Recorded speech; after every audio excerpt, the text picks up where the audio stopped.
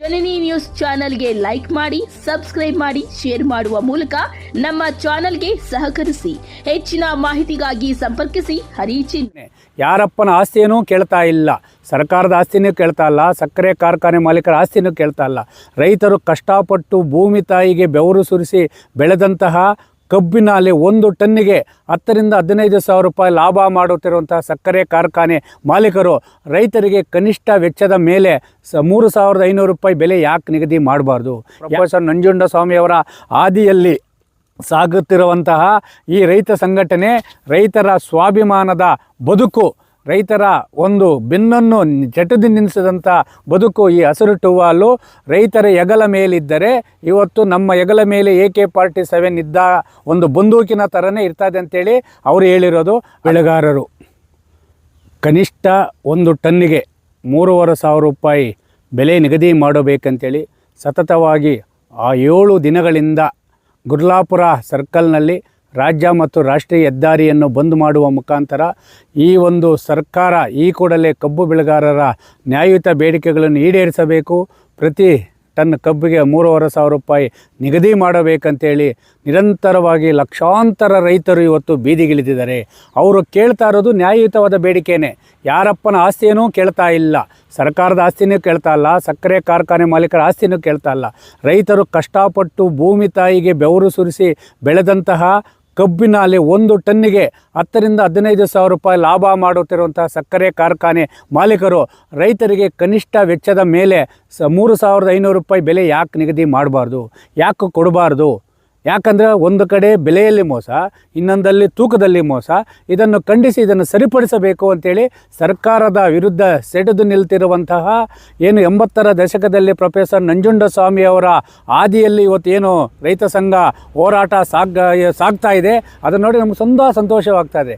ಆದರೆ ನೆನ್ನೆ ಕೆಲವು ಮೀಡಿಯಾ ಮಿತ್ರರು, ಯಾಕಂದರೆ ಆ ಮೀಡಿಯಾ ಮಿತ್ರರು ನಾವು ಕೈ ಮುಗಿದು ಕೇಳ್ಕೊತಾ ಇದ್ದೀವಿ, ಅಲ್ಲ ಸ್ವಾಮಿ, ಲಕ್ಷಾಂತರ ರೈತರು ಏನಿವತ್ತು ರಾಷ್ಟ್ರೀಯ ರಾಜ್ಯದಲ್ಲಿ ಬೀದಿಯಲ್ಲಿ ಕುಳಿತು ನಮ್ಮ ಬೆವರ ಹನಿಗೆ ತಕ್ಕಂತೆ ಬೆಲೆ ಕೊಡು ಅಂತೇಳಿ ಸರ್ಕಾರದ ವಿರುದ್ಧ ಹೋರಾಟ ಮಾಡ್ತಾ ಇರುವಾಗ ರಾಜ್ಯಾಧ್ಯಕ್ಷರಾದ ಚೆನ್ನಪ್ಪ ಪೂಜಾರಿ ಅವರು ರೈತರು ಇವತ್ತು ಲಕ್ಷಾಧಿಪತಿಯಲ್ಲಿ ಬಂದಿದ್ದೀರಾ, ನೀವು ಹೆಗಲ ಮೇಲೆ ನಿಮ್ಮ ಬಂದೂಕನ್ನು ತಗೊಂಡು ಬಂದು ಅಂತೇಳಿ ಹೇಳಿಕೆಯನ್ನು ತಿರ್ಸ್ತಾ ಇದ್ದೀರಾ. ಅಲ್ಲ ಸ್ವಾಮಿ, ಇವತ್ತು ನಾನು ಹೇಳ್ತಾ ಇದ್ದೀನಿ ಕೇಳಿ, ಇದು ಹಸಿರು ಶಾಲು ರೈತನ ಮೇಲೆ ಹೆಗಲಿನ ಮೇಲೆ ಇದ್ದರೆ ಅದು ಬಂದೂಕಿಗೆ ಸಮಾನ. ಅವರು ಹೇಳಿರೋ ಪದನ ಕರೆಕ್ಟಾಗಿ ಅರ್ಥ ಮಾಡ್ಕೊಳ್ಳಿ ಮೀಡಿಯಾ ಮಿತ್ರರೇ. ಯಾಕಂದರೆ ರೈತರ ಹೋರಾಟವನ್ನು ದಿಕ್ಕು ತಪ್ಪಿಸೋದು ಬೇಡ. ರೈತರ ಹೋರಾಟ ದಿಕ್ಕು ತಪ್ಪಿಸಿದರೆ ನಾವು ಮಣ್ಣು ತಿನ್ನಬೇಕಾಗ್ತದೆ. ಯಾಕಂದರೆ ಕಷ್ಟಪಟ್ಟು ಭೂಮಿ ತಾಯಿ ಮೇಲೆ ಬಂಡವಾಳ ಹಾಕಿ ಇವತ್ತು ಬೆಳೆದಿರೋಂಥ ಕಬ್ಬುಗೆ ಅವರು ಬೆಲೆ ಅಂದರೆ ನಮ್ಮ ಬೆವರನಿಗೆ ತಕ್ಕಂತೆ ಬೆಲೆ ಕೊಡಂತ ಕೇಳ್ತಾ ಇದ್ದಾರೆ.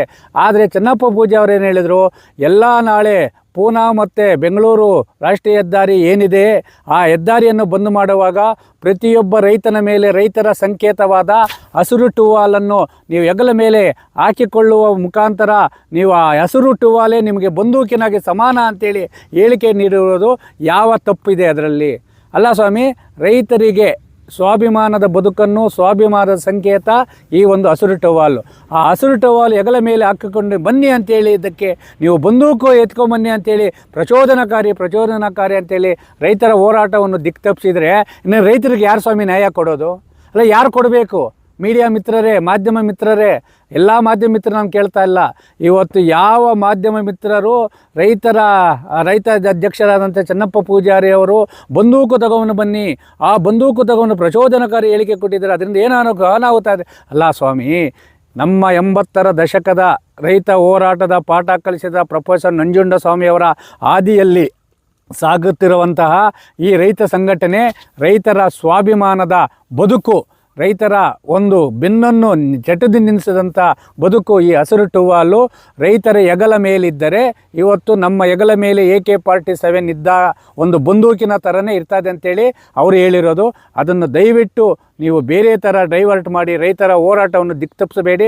ಮಾಧ್ಯಮ ಮಿತ್ರರೇ, ನಿಮಗೆ ಕೈ ಮುಗಿದು ಕೇಳ್ಕೊತಾ ಇದ್ದೀವಿ. ಅವರು ಹೇಳ್ತಾ ಇರೋದು ರೈತರ ಒಂದು ಸಂಕೇತ ಹಸಿರು ಟುವಾಲ್. ಆ ಹಸಿರು ಟುವಾಲ್ ಹೆಗಲ ಮೇಲಿದ್ದರೆ AK-47 ಅಲ್ಲ ಬಂದೂಕಿಗೆ ಸಮಾನ ಅಂತ ಹೇಳಿದ್ದಾರೆ. ಅದಕ್ಕೆ ಆ ಒಂದು ಪದವನ್ನು ತಿರುಚಿ ನೀವು ಪ್ರಚೋದನಕಾರಿ ಭಾಷಣ ಅಂತ ಹೇಳಬೇಡಿ. ಈ ಒಂದು ಕಬ್ಬು ಹೋರಾಟಗಾರರು ಏನು ತಮ್ಮ ನ್ಯಾಯಯುತ ಬೇಡಿಕೆಗಳಿಗಾಗಿ ತಮ್ಮ ಬೆವರ ಹನಿಗೆ ತಕ್ಕಂತೆ ನಮ್ಮ ಬೆಲೆ ಕೊಡು ಅಂತೇಳಿ ಹೇಳಿ ಮಾಡ್ತಾ ಇದ್ದಾರೆ. ಆ ಹೋರಾಟಕ್ಕೆ ಮಾಧ್ಯಮ ಮಿತ್ರ ನೀವು ಸಾಥ್ ಕೊಡಿ. ಅನ್ನದಾತನನ್ನು ಉಳಿಸಿ. ಅನ್ನದಾತನನ್ನು ಉಳಿಸದೇ ಇದ್ದರೆ ತುತ್ತು ಅನ್ನಕ್ಕಾಗಿ ಹೊರದೇಶದ ಬಳಿ ಕೈ ಚಾಚುವ ಜೊತೆಗೆ ಬಹುರಾಷ್ಟ್ರೀಯ ಕಪಿಮುಷ್ಟಿಯಲ್ಲಿ ಸಿಲುಕಿ ಮಾತ್ರೆಗಳನ್ನು ತಿಂದು ಬದುಕಬೇಕಾದ ಪರಿಸ್ಥಿತಿ ಇದೆ. ಎಷ್ಟೇ ಆಗಲಿ ಏನೇ ಆಗಲಿ ಕಬ್ಬು ಬೆಳೆಗಾರರ ರೈತರ ಒಂದು ಹೋರಾಟಕ್ಕೆ ಕೋಲಾರ ಜಿಲ್ಲಾ ರೈತ ಸಂಘದಿಂದ ಸಂಪೂರ್ಣ ಬೆಂಬಲವನ್ನು ಘೋಷಣೆ ಮಾಡುವ ಜೊತೆಗೆ 48 ಗಂಟೆಯಲ್ಲಿ ಆ ಒಂದು ಕಬ್ಬು ಬೆಳೆಗಾರರ ನ್ಯಾಯಯುತ ಬೇಡಿಕೆಗಳು ಈಡೇರಿಸದಿದ್ದರೆ ನಾವು ಸಹ ಕೋಲಾರ ಜಿಲ್ಲೆಯ ರಾಷ್ಟ್ರೀಯ, ರಾಜ್ಯ ಮತ್ತು ಗ್ರಾಮೀಣ ರಸ್ತೆಗಳನ್ನು ಬಂದ್ ಮಾಡುವ ಜೊತೆಗೆ ಬೆಂಗಳೂರಿಗೆ ಹಾಲನ್ನು ಸಹ ಸರಬರಾಜು ಮಾಡದಂತೆ ರೈತರು ಪ್ರತಿಜ್ಞೆ ಮಾಡಬೇಕಾಗುತ್ತದೆ ಅಂತೇಳಿ ಸರ್ಕಾರ, ಕೇಂದ್ರ ಮತ್ತು ರಾಜ್ಯ ಸರ್ಕಾರಗಳಿಗೆ ಎಚ್ಚರಿಕೆ ನೀಡ್ತಾ ಇದ್ದೀವಿ.